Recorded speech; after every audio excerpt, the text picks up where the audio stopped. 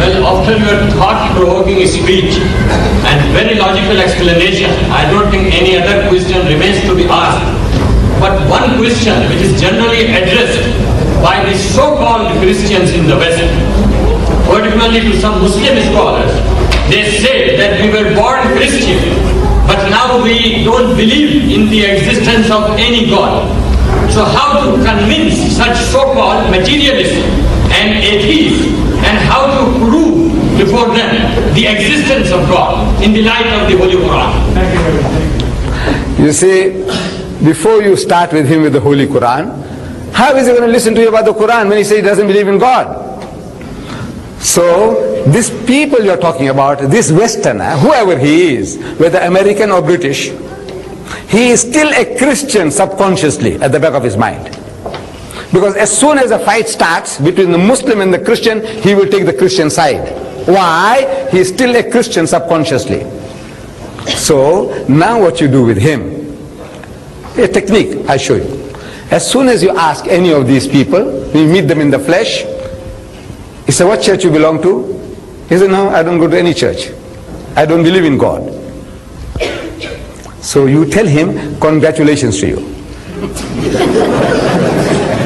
Amazing, amazing. The man said, I don't believe in God. I said, tell him, congratulations to you. And the guy gets shocked. He expects you to chop off his head. Kafir, mardood. You don't believe in God? Chop off his head. That's what he expects from the man of religion.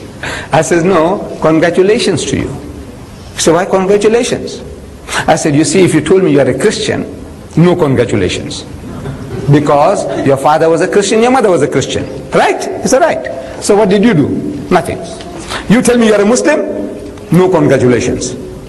Why? Because your father was a Muslim, your mother was a Muslim. What did you do? Nothing. But you tell me you don't believe in God? I said, congratulations. Because you have been thinking.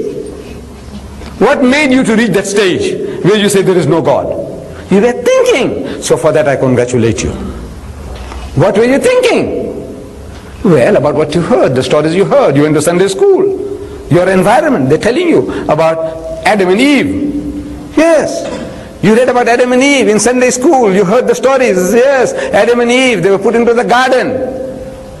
When God made them in the garden, he said, now look, eat and drink. Eat any of the fruit in the garden except this one tree. In the middle of the garden, the fruit of that tree thou shalt not eat, because the day that thou eatest thereof thou shalt surely die. Right? He said, yes. And they ate. And they discovered that they were naked. Prior to that, they were in a state of innocence, like little children. They didn't know what was what. As soon as they ate, that was supposed to be the tree of knowledge, the fruit of the tree of knowledge, so they realized that they were naked. So they started plucking leaves and covering themselves up. And Adam heard. I'm reading the Bible which he read. And Adam heard the footsteps of God walking in the garden in the cool of the day. You know, mighty King Kong, boom, boom, boom, boom, boom. That's what the Bible says. He heard the footsteps of God walking in the garden in the cool of the day. It was afternoon, late afternoon. So Adam went and hid himself away in the bushes. So God comes and stands where Adam was a few seconds before, and he scans. He can't see them. So he shouts, Adam, Adam, where art thou? Kahan hai tu, kahan hai? Poor God, he didn't know where Adam was. Or maybe he was playing hide and seek. Look, we do play hide and seek. You see, I do it with my grandson. He's 4-year-old now. See, I go home, my grandson, he's there in front of me. But I look up all over. I say, Rais, Rais, tu kahan hai? I say, where are you? And he's having a good laugh. He thinks, grandpa can't see. Look, I'm playing the fools with him. He says, where are you? Where are you? He's laughing. So maybe God Almighty also, he wants to play a little joke with Adam and Eve. So Adam peeps through the bushes and he says, I'm here. So why do you behave like that?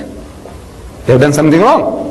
He said, no, I was naked. So how do you know you were naked? You have been eating of the fruit. He said, no, the woman that thou gavest to me, that woman. You see, if you didn't give me that woman, I wouldn't be in trouble. You gave me that woman, now got me into trouble. A new woman? He said, the serpent that beguiled me, passing the buck, the oldest game in the world. Don't own up. Now, I'm asking the Muslim, you believe in a God like that? You believe in a God like that?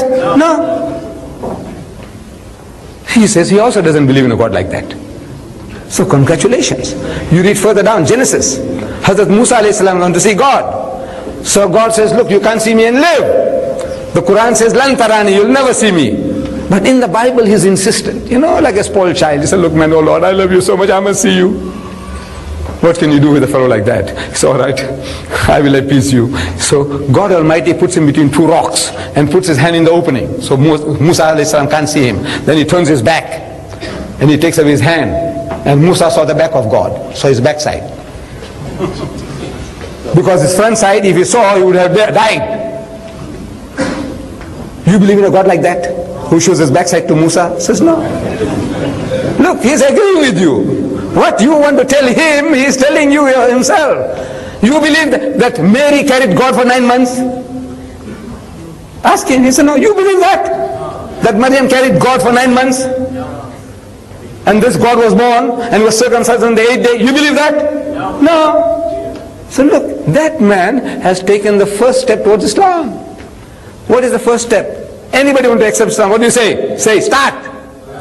La. What is la? No. La ilaha. There's no God. There's no object of worship except Allah. So he's taken the first step. He's saying la ilaha. This.